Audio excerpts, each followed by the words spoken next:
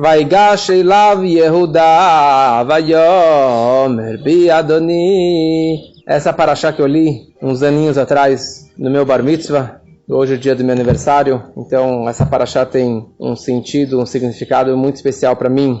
Essa história é muito marcante do encontro do Yosef com os irmãos e os últimos momentos antes do Yosef se revelar a sua verdadeira identidade.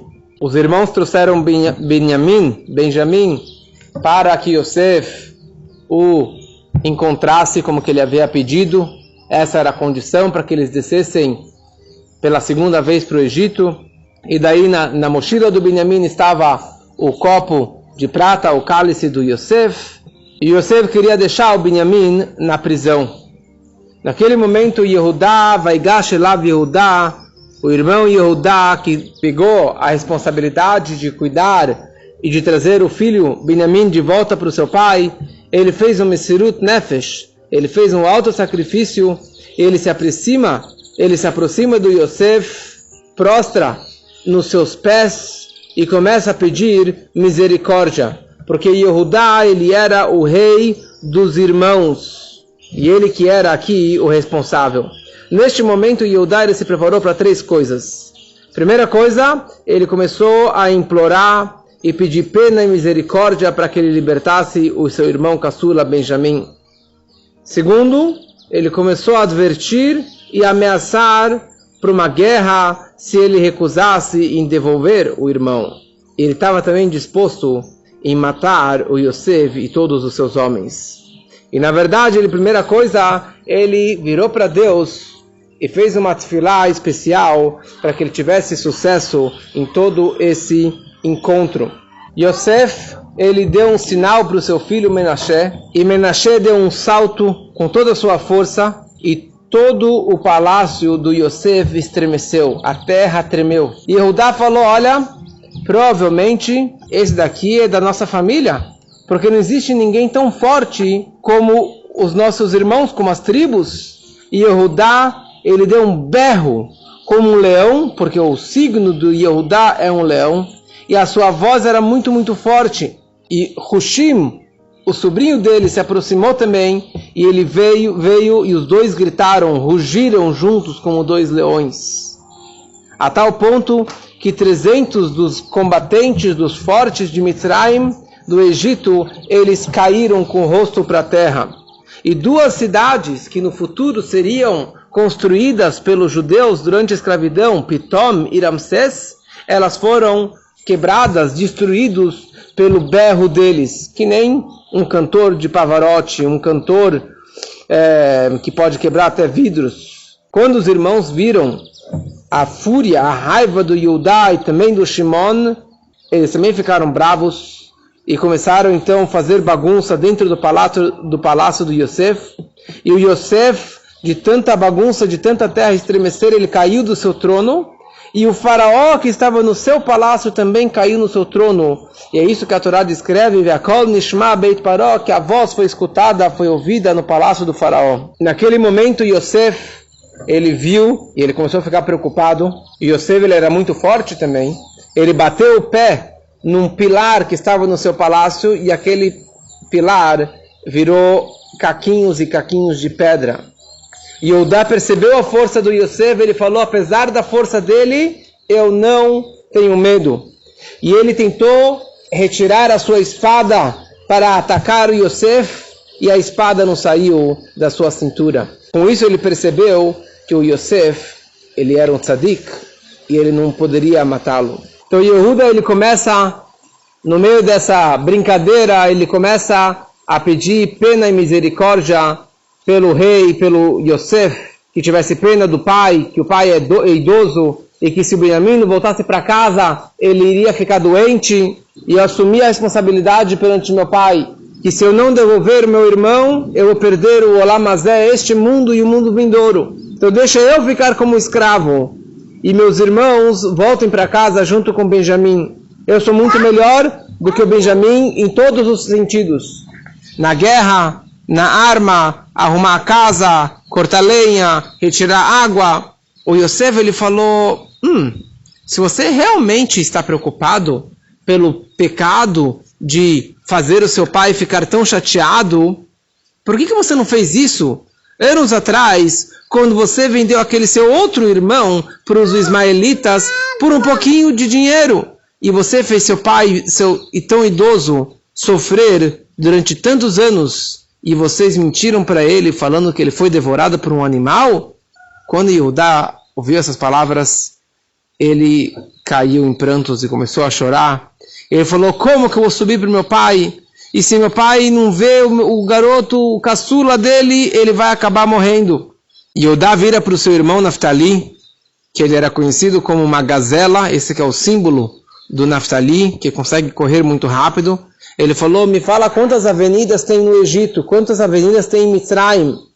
E num momento curto, Naftali deu uma volta pela cidade e falou que tinha 12 avenidas.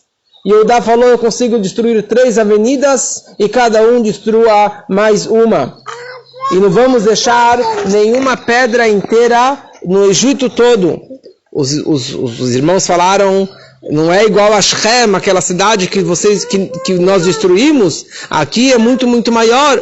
No palácio tinha uma pedra muito grande, muito, muito pesada. E Yehudá pegou a pedra com a mão direita e jogou para a mão esquerda e começou a fazer malabarismo. E depois a pedra caiu no chão e espatifou em pedrinhas pequenas. Yosef deu um sinal para o seu filho Menashe, e o Menashe fez a mesma coisa. Yosef falou: olha, escuta uma coisa. No Egito tem muitos homens fortes, lutadores, que nem vocês. E aqui não é brinquedo. E o Yosef, ele falou: por que você não vai para casa, vai para o seu pai e minta para ele, que nem você falou em relação a José? Fala para ele que o Benjamim foi devorado por um animal, da mesma forma que você falou em relação a Yosef. E quando Yosef percebeu que eles estavam dispostos a guerrear contra o Yosef, matar o José e matar todo o Egito, ele mandou chamar 50 dos homens mais fortes e mais armados do Egito,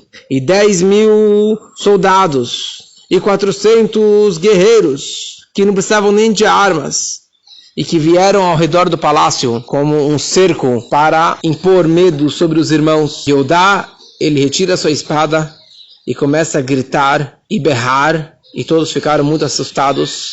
Yosef, ele manda uma mensagem para o Menashe, para que colocasse a mão no ombro do Yehudá. E naquela hora, Yehudá baixou um pouquinho a poeira, baixou a raiva, ele se acalmou. Quando Yosef viu que o Yehudá se acalmou, ele começou a falar com ele com mais calma. Ele falou: eu prometo que eu vou trazer para vocês o Benjamim, mas tragam para mim o irmão dele, o irmão da parte de mãe, o Yosef, que está sumido. Vocês contaram para mim que ele caiu no Egito, né? Talvez vocês podem procurar ele, achar e trazer ele aqui para mim. Daí Shimon ficou bravo e falou: já falamos para você, vice-rei, que nós não sabemos onde está o irmão do Benjamim, se ele está vivo ou se ele está morto. Então como você quer pedir algo impossível para a gente? Fala a Torá, Yosef não aguentou mais toda a situação que estava acontecendo, e ele pediu que todo mundo saísse de perto. Porque nesse momento Yosef percebeu o quanto que os irmãos estavam arrependidos pela venda dele. O quanto que eles estavam se esforçando, estavam dispostos a arriscar suas próprias vidas para salvar a vida do irmãozinho caçula.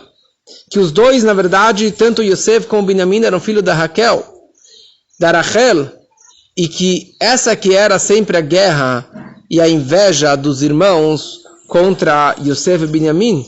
Então Yosef aqui percebeu que os irmãos eles estavam se comportando muito bem, com muito respeito com os filhos da Rachel. Então ele decidiu se revelar para os seus irmãos.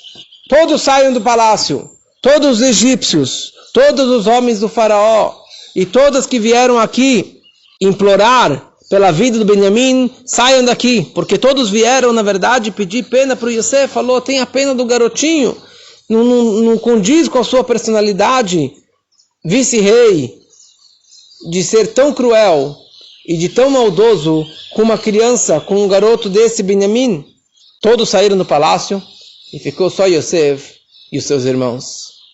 Yosef não queria dar um susto, porque eles não iam aguentar uma notícia como essa. E Yosef, ele fala para os seus irmãos, isso que vocês me falaram que o irmão do Benjamim, ele está morto, vocês têm certeza disso ou não? Daí as tribos, os irmãos falaram, sim, senhor, ele está morto. E Yosef falou, como que vocês estão mentindo? Vocês venderam ele? Como vocês sabem se ele está vivo ou se ele está morto? Aliás, eu comprei ele como escravo e eu vou chamar ele para que venha aqui ao seu encontro. E o Yosef, ele começa a gritar, Yosef ben Yaakov, vem aqui! Yosef ben Yaakov, vem para cá e fale com seus irmãos! E os irmãos começaram a olhar para um lado e para o outro, para um lado da parede, para o outro lado do palácio, para os 4 cantos e não acharam ninguém. Quando Yosef viu que eles estavam mais calmos e tranquilizados, Yosef falou, por que vocês estão procurando dos outros lados? Olhem para mim. Ani Yosef, Aoda Vihai, eu sou seu irmão. Eu sou seu irmão verdadeiro, Yosef, que vocês me venderam. Será que meu pai ainda está vivo? E ele começou a chorar, e todo o Egito e a casa do faraó ouviu os choros do Yosef, e eles não conseguiam enxergar a cara dele, o rosto do Yosef. Eles caíram no chão desmaiados e enterraram os rostos na terra de tanta vergonha. Yosef disse para os irmãos, se aproximem de mim, e ele disse, eu sou Yosef, seu irmão, que vocês me venderam para o Egito, porque eles estavam com tanta vergonha. Eles não tinham coragem de olhar para ele. E eles não conseguiam acreditar. Até que ele mostrou que ele tinha o Brit Milá. Quer dizer, apesar que todos os egípcios fizeram Brit Milá durante os anos de fome, mas essa é a maior prova que eu sou Yosef. Porque eu falei para todo mundo que fizessem o Brit Milá. Mas não quer dizer que ele simplesmente abaixou as calças e mostrou que ele tinha o Brit Milá para eles. Mas ele falou o fato que eu forcei que o Egito inteiro fizesse o Brit Milá. Essa é uma prova que eu sou descendente de Avraham Avinu. Porque todos os escravos da casa do Avraham, e do Yitzhak, e do Yaakov precisavam fazer o Brit Milá. E você viu que eles estavam muito chateados. E eles não conseguiam enxergar ele. E você, com palavras calmas, ele fala, vocês sabem que existe o pacto entre as partes que Deus fez com Avraham Avinu, que seus descendentes serão escravos numa terra desconhecida. Então isso tudo aconteceu dos céus para que eu viesse para cá e para que eu pudesse sustentar vocês e que isso acontecesse de uma forma natural para que nossos descendentes ficassem aqui no Egito. Se apressem e subam para o meu pai e falem para ele que assim falou Yosef, que eu virei o vice-rei do Egito, desça em breve para o Egito e vocês vão morar na cidade de Goshen, tua família e seu gado, seu rebanho. Por que na cidade de Goshen? Porque a cidade de Goshen era muito limpa, que desde a história da Sara, nossa matriarca, quando ela foi pega pelo faraó, e Deus castigou o faraó, e ele libertou a Sara para que voltasse para Avraham, faraó deu para Sara muitos presentes. E um dos presentes que ele deu para Sara foi a cidade de Goshen. E desde então era uma cidade sagrada que tinha uma santidade especial pelo mérito da Sara. E toda a impureza que havia no Egito não tinha nessa cidade de Goshen. E eu vou sustentar vocês aqui no Egito, porque eu não tenho como mandar comida para a terra de Canaã, porque os egípcios vão suspeitar que eu estou mandando comida para outro rei, para outros reinados sem permissão do rei. Então são algumas provas que eu realmente sou seu irmão, que eu falo hebraico, eu tenho a circuncisão, eu sei todas as histórias da sua família, do começo ao fim, segredos que ninguém conhece, eu sei o dia, a hora, o local, aonde que eu fui vendido, e da mesma forma que eu não tenho raiva, e não estou chateado com Benjamim, porque ele não participou da venda, eu não tenho nada no meu coração contra vocês, porque foi Deus quem me enviou para cá. Eu vim para cá como mensageiro de Deus para fazer uma missão, e vocês foram o marionete, os emissários para fazer isso, mas isso na verdade era um plano divino. E contem para o meu pai toda a minha honra no Egito, e tudo que vocês viram aqui no Egito. E naquela hora Yosef cai sobre os pescoços do Benjamim, e ele chora, e o Benjamim cai sobre o pescoço, no singular do Yosef, ele chora. E aqui, eu lembro o discurso que eu falei no meu Bar Mitzvah, uns anos atrás, no hotel Lev Yerushalayim, em Yerushalayim, que significava esse choro de um chorar no pescoço do outro, porque o Yosef, ele avistou por profecia que o templo sagrado que será construído no lote de terra em Israel do irmão Benjamim, no futuro será destruído o primeiro Beit HaMikdash e o segundo Beit HaMikdash. Então ele estava chorando pelas destruições futuras do seu irmão Benjamim. Por isso que ele chorou no plural, nos seus dois pescoços, nos seus dois lados do rosto. E o Benjamim, ele chorou sobre o pescoço do Yosef, porque Benjamim enxergou que o Mishkan Shiloh, que o templo móvel da cidade de Shiloh, e seria construído no lote de terra de Yosef, também seria destruído. Ele estava chorando pela tragédia do seu irmão. E a questão é, por que Yosef chorou pelo irmão e por que Benjamim chorou pelo irmão? Por que cada um não chorasse pelos seus próprios tzuras, seus próprios problemas? E o discurso que eu falei uns aninhos atrás, no meu Bar Mitzvah, é que quando você tem um problema na sua vida particular, não adianta chorar. Quando você tem um problema seu, com seus filhos, com sua família, não adianta ficar chorando. Você tem que arregaçar as mangas e ir trabalhar. Você tem que ir educar os seus filhos. Você tem que ir trabalhar para evitar que os problemas aconteçam na sua família. Mas quando teu irmão tem um problema, quando teu irmão tem uma dificuldade, e não está no seu alcance salvar essa situação, a melhor coisa que você pode fazer por ele é chorar, é fazer salmos, é rezar pelo seu irmão. E por isso que cada um, na verdade, estava chorando sobre o pescoço do seu irmão. Interessante também que nessa hora, o auge da alegria, a alegria máxima do reencontro dos irmãos, a primeira coisa que eles fizeram foi chorar. Para saber que a alegria não é máxima ainda. Por quê? Porque haverá destruições, haverá escravidão, haverá exílio. Então a alegria não é máxima. E por essa mesma razão, quando tem um noivado, nós quebramos um prato. E quando tem a chupá, um casamento, nós quebramos um copo. Pode ser alegria máxima, mas ela não é completa enquanto que o templo sagrado ainda não foi reconstruído. E o faraó então ouviu os berros e os choros, e ele ficou sabendo que os irmãos do Yosef vieram, e o faraó ficou feliz, porque finalmente ele descobriu que o Yosef não era um Zé Ninguém, ele não era um escravo, ele não era um estranho, e sim ele tinha uma família especial, uma família descendente de Abraham, Yitzhak e Yaakov, que eram muito famosos, e por isso o faraó deu para o Yosef várias carroças, para que buscasse o seu pai e a família toda de Canaã para que viessem para o Egito. E eram carroças que só o rei tinha. E só eram usados ou para o rei ou para guerras. E não se preocupem com todas as mobílias e os móveis que vocês têm na sua casa. Pode deixar tudo para trás. Não percam tempo e venham rápido para reencontrar com Yosef. Quando Yehudá viu as carroças que o faraó enviou, ele viu que tinha um desenho de idolatria gravado nas carroças. E o Yehudá falou, não posso usar essas carroças. E ele foi falar com seu irmão Yosef. E o Yosef, ele deu outras carroças, 6 carroças que pertenciam a Yosef, para que buscasse toda a sua família. Yosef deu presentes para o pai, para os irmãos. E assim o Yaakov desce para o Egito e reencontra com seus irmãos.